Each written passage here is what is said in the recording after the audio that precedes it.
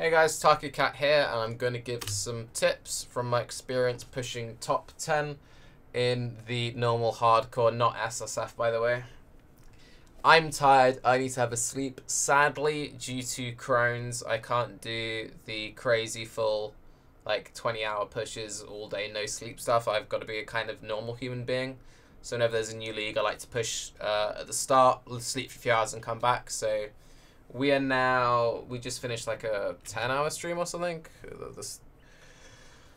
Yeah, I think we're like, I don't know, 9-10 hours into the race. I don't know exactly, but we were doing all right. There were lots of reps. We pretty much the entire time were in like sort of top 50, top 100, and as people was dying as we were pushing, we just sort of closed that gap.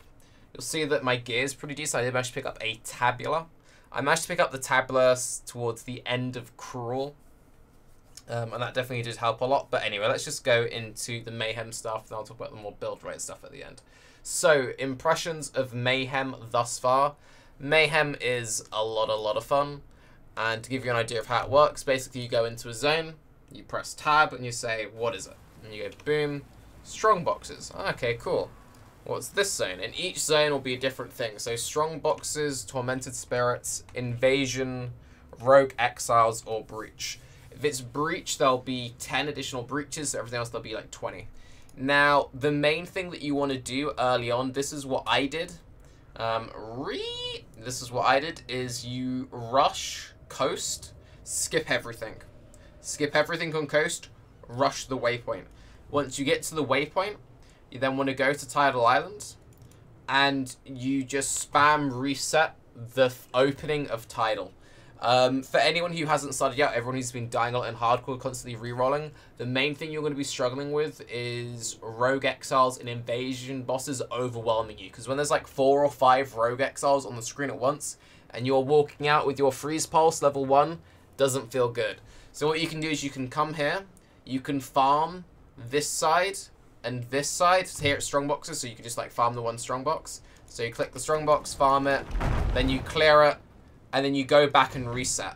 I did that until about level 5, level 6. I was lucky I had rogue exiles in coast, and I had invasion in Tidal. So I would just bounce between the two, just killing 1 or 2. That got me a full set of rares. Once I was pretty happy, I had all my stuff set up. Picked up my Quicksilver, and then I just progressed. Now, because I did it this way, and I overfarmed a bit, it meant I could skip through Submerged. Submerged is a very tight, like, packed area. I did the same thing in Prison.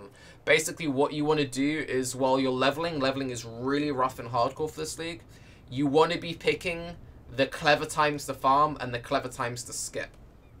Now, every hour, the mods change. So if you're close to the rollover, I believe it's just based off, like, the server clock. If you're close to a rollover, what you can do is you're like, you know, I need to get, for example, through Sins. That was a cock block for me. When I got to doing my Merciless Sins, I had Invasion in Act 1 Sins, and it was really sketchy because there was lots of tight corridors. I kept getting the Devourer dudes popping out, the Cyclone bitch, and I had a few really close moments with it. So what I did is, you know what, let's just farm the rest of Act 2, let's do everything else, and we'll come back to Sins at the end. Now, in the end, by the time I'd done all of, you know, Oak and all of that stuff, done all my bandits, there was still like another 10-15 minutes until the rollover, so I thought, you know what, we've overleveled enough now that we can go back through and be okay. The main thing which will carry everyone, Quartz Flask. If you're someone who hasn't got a shield charge set up because your build doesn't allow it, or you haven't got enough attack speed or whatever, Quartz Flask is the way to go. Try and roll a decent Quartz early on. Sorry, random beep update. I went for increased duration bleed, just get anything, it doesn't have to be increased duration, but Quartz gives you phasing. Phasing means you can just run through mobs. Really important when it comes to zipping through all the tight passageways, when it comes to zipping through the Chamber of Sins, the Submerged Passage, you know, Malachi stuff, anything where it's really tight and there's just like 20 invasion rogues. Sometimes you just need to run for it, and you just run for it and go ahead. Now, early on where you have the like breach heavy zones, I was like dipping into breaches if it seemed like a good density breach. What I mean by that is, like, sometimes you open a breach, you're like, this is a good breach. Other times you open a breach, there's like one mob, you're like, nah, just run ahead. With the breaches, don't go out of your way to do every single one in the zone. Just keep pushing ahead, pushing ahead, pushing ahead. And if you stay at a decent pace and you're lucky, you'll get into a decent ladder spot, assuming you don't sleep enough. And during the time that we've gone through this whole rant, I probably lost a rank. Let's have a look-see. No, we're still 7. Yay! So, yes. If you're still unsure about what builds you want to be doing, again, pro-lift shenanigans. It's boring, but level as resident sleeper totems. I'm getting ready to do my explosive arrow transition. This is the base tree that I went with. I went through all the spell damage early, just so I had damage through the start. Picked up Ellie Overload, picked up some life stuff. Feels good, man. At this point, I picked up Mom. Mom gives you a lot of very early survivability. It also means you don't need to invest very much into life.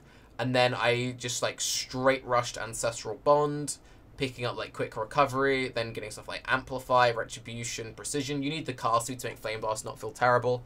Then you just fill in nearby damage. Then you come this way, get the AoE, get some more life and more mana. And then recently I've just been picking up more mana-y stuff and a few other nodes because I want to transition into Explosive. This will be an Explosive Arrow build. But I like having the life mana boot enchant beforehand, and I was just kind of too tired to farm my lab to get my Cruel Ascendancy and hopefully get my enchant.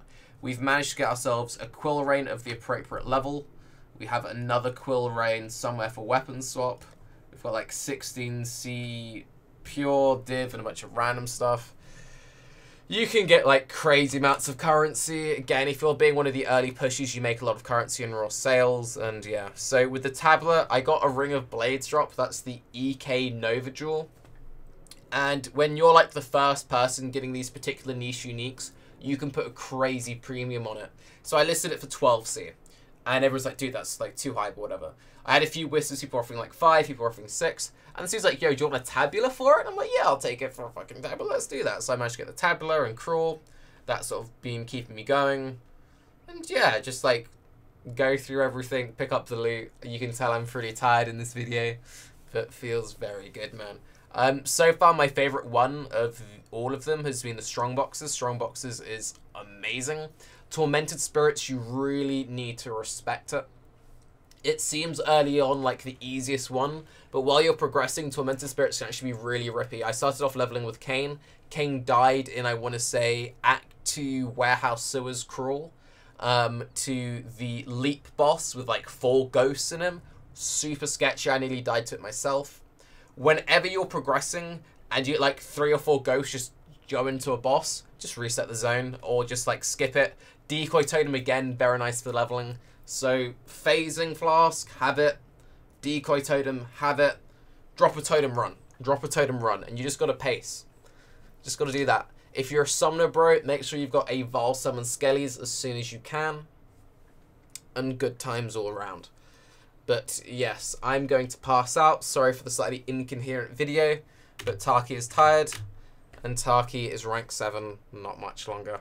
By the time I wake back up, I'll probably be like flitting probably top 50, top 100. Most people are playing the SSF ladder, so while there is competition on hardcore, it's quite small. It's not like crazy large.